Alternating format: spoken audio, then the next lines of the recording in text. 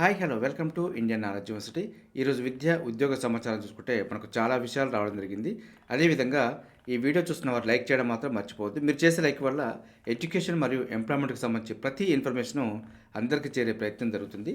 So ప్రధానంగా మనం వివరాలు చూసుకుంటే టీజీపీఎస్ని బెస్ట్ పబ్లిక్ సర్వీస్ కమిషన్గా మారుస్తామంటూ వార్త చూసుకోవచ్చు.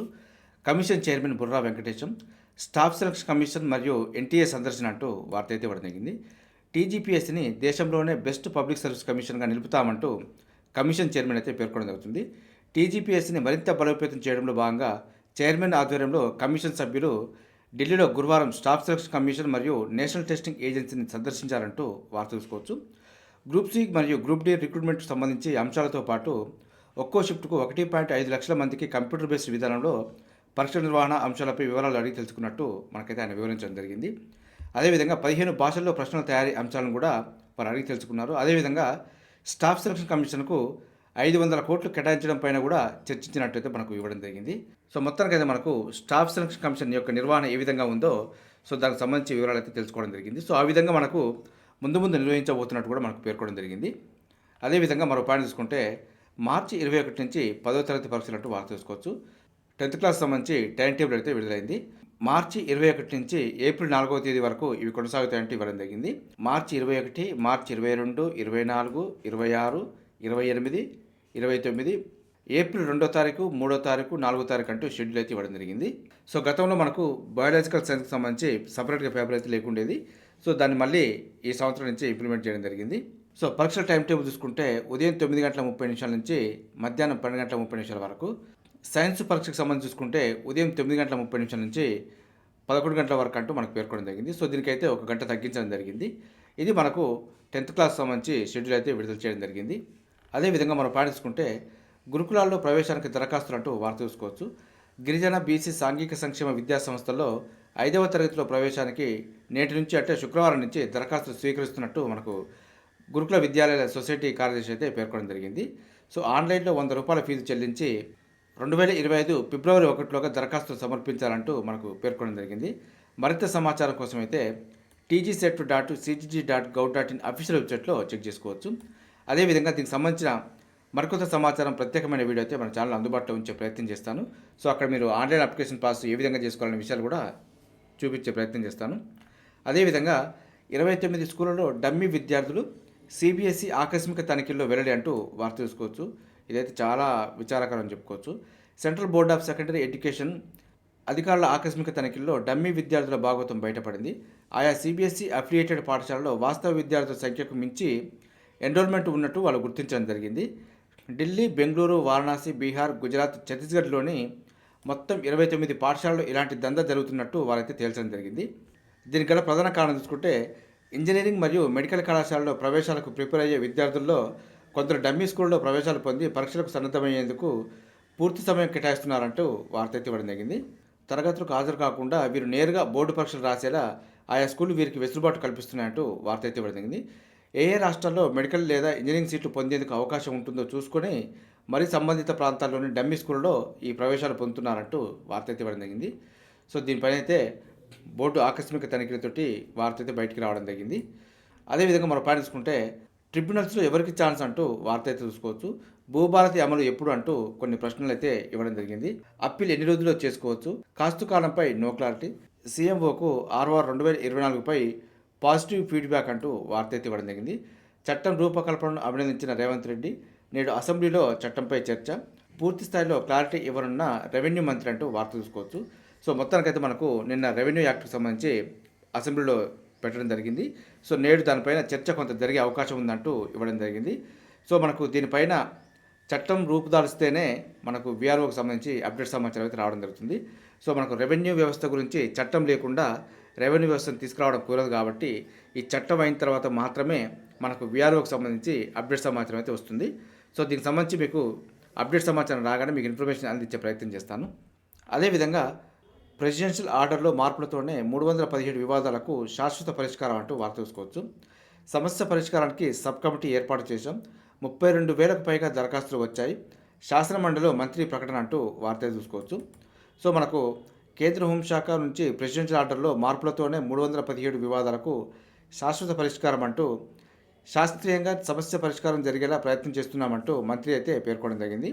రాష్ట్రంలో కొత్త జిల్లాల ఏర్పాటు సమయంలో జీవో ఎంఎస్ నెంబర్ 317ను జారీ చేసిన నేపథ్యంలో స్థానికత కోల్పోయిన వారికి న్యాయం జరిగేలా చర్యలు తీసుకోవాలంటూ సభ్యులైతే కోరడం జరిగింది. అయితే దీనికి సంబంధించి వివరణ చూసుకుంటే కేంద్ర హోంశాఖ నుంచి ప్రెసిడెన్షియల్ ఆర్డర్లో మార్పులతోనే జీవో 317 వివాదాలకు శాశ్వత పరిష్కారం అంటూ మంత్రి అయితే పేర్కొనడం జరిగింది. అయితే దీనికి సంబంధించి 317 జీవో రద్దు చేద్దామన్నా కూడా మళ్ళీ కొత్త సమస్యలు వస్తాయంటూ ఆందోళన అయితే వ్యక్తం చేయడం జరిగింది. అదేవిధంగా 317 జీవోను ఉద్యోగులు మరణ శాసనంగా భావిస్తున్నారంటూ కూడా మనకు పేర్కొనడం జరిగింది. రాష్ట్ర ఉద్యోగుల ఫౌజు సమస్యలతో పాటు సెంట్రల్ ఎంప్లాయీస్ ఫౌజు కేసులపై కూడా నిర్ణయం తీసుకోవాల్సి ఉందంటూ పేర్కొనడం జరిగింది. 317 జీవో బాధితులకు న్యాయం చేసేందుకు సమస్యలు పరిష్కరించేందుకు ముఖ్యమంత్రి ఇప్పటికే సబ్ కమిటీ కూడా ఏర్పాటు చేయడం జరిగింది. దరఖాస్తుల వడపోత తర్వాత ప్రస్తుతం 32,000కు పైగా దరఖాస్తులు ఉన్నాయన్నారు. ఇప్పటికే 12 సార్లు సబ్ కమిటీ సమావేశమైంది. స్థానికత వివాదంగా మారిందంటూ అడ్వకేట్ జనరల్తో 5 సార్లు భేటీ కూడా అయ్యామంటూ మన మంత్రి అయితే వివరించడం జరిగింది. సో మొత్తానికి 317 సంబంధించి ప్రెసిడెన్షియల్ ఆర్డర్లో కొంత మార్పులు చేస్తే తప్ప ఇది సానుకూలంగా ముందుకు పోయే అవకాశం లేదంటూ మంత్రి అయితే పేర్కొనడం జరిగింది. ఆ దిశగా చర్యలు తీసుకుంటున్నామంటూ కూడా మనకు మంత్రి పేర్కొనడం జరిగింది. అదేవిధంగా తెలంగాణ హైకోర్టులో 15 జడ్జీల పోస్టులు ఖాళీ అంటూ వార్త చూసుకోవచ్చు.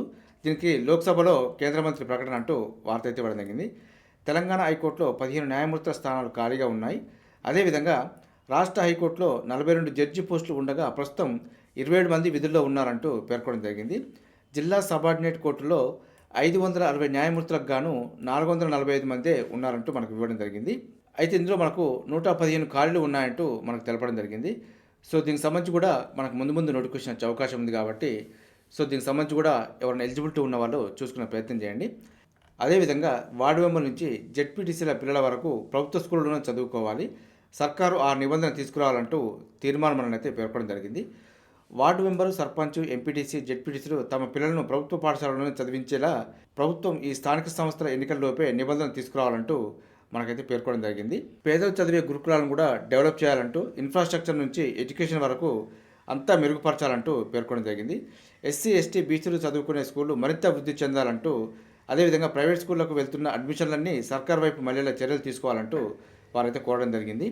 మంచి మెనూ ఇస్తే సరిపోదు, క్వాలిటీ ఎడ్యుకేషన్ కూడా ఇవ్వాల్సిన అవసరం ఉందంటూ వారైతే పేర్కొనడం జరిగింది.